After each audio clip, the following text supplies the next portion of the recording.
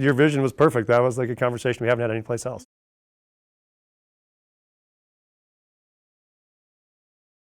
My name is Mike Johnston, and I live in East Denver. And I grew up in Colorado, and I've been in Denver for the past 20 years. I grew up in the west slope of Colorado in Eagle County, so my brother and sister and mom are still out there, but my family had a bed and breakfast that we ran, so I spent my childhood growing up working at bed and breakfast, which means I'm very good at folding laundry, cleaning bathrooms, doing dishes. My wife would say the 3 best traits I brought into the marriage probably are those 3. So that's what gets me by.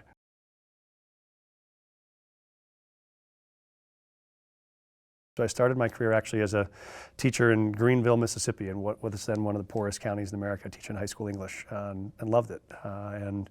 But felt like I wanted to be able to build a school that could shape kids' lives, not just in the hour they were in my class, but for the whole day. And so I came back home to Colorado and became a school principal. And I spent the better part of a decade as the principal of 3 different high schools around the metro area. I ran a school in a juvenile prison for a couple of years in South Denver. I ran a school that served all kids who were living in state custody, who were living in group homes. And then I took over a high school up in Thornton that was a district high school that had about a 50% dropout rate. And we, over the course of 3 years, turned into what was the first public high school in Colorado history where 100% of our seniors all graduated and 100% of those seniors were all admitted to 4-year colleges. And that seemed like a fantastic success for about 2 days. Until I realized that about 1/3 of those kids on my stage were undocumented. And that meant in Colorado at that time, they couldn't go to college in Colorado without paying out-of-state tuition. So these kids had diplomas in their hands and a cap and gown on and no place to go.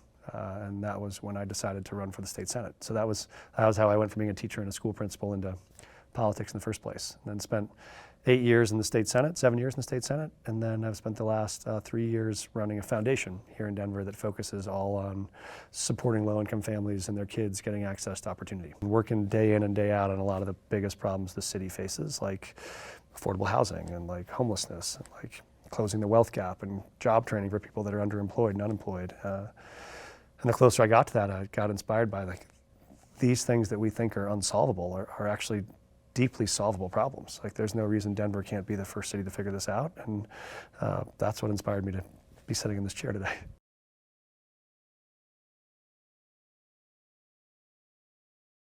Hopeful, vibrant, and concerned.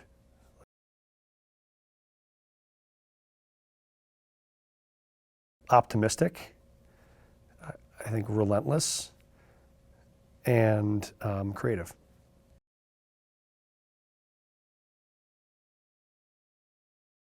My mom would be one, and Dr. King would probably be the other.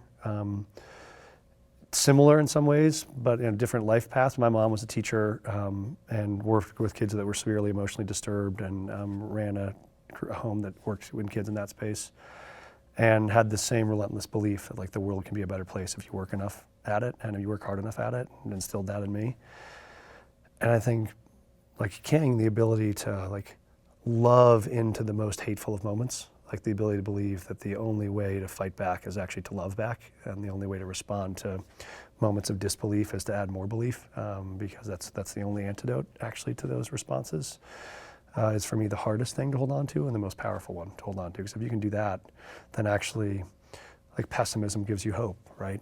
And like failure gives you confidence, and frustration gives you inspiration to say, actually, I think this can be done. It just requires us to take that loss, move past it, and then get inspired all over again. And those are 2 people in my life who I felt like just did that relentlessly.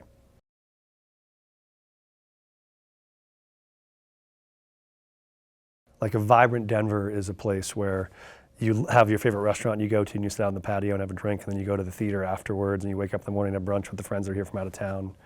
And you know that it's the city where when you're coming home from the theater, it's a city where nobody has to sleep on the street tonight.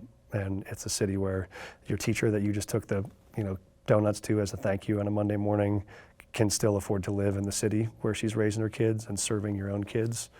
And where you can, while you're sitting out having that beer on the patio in the 16th Street Mall, let your kids run around and go play the piano or play chess and not worry for their safety. Like, that is absolutely the city we could have. This could be America's best city. It should be America's best city. It's just on us to make sure we deliver that.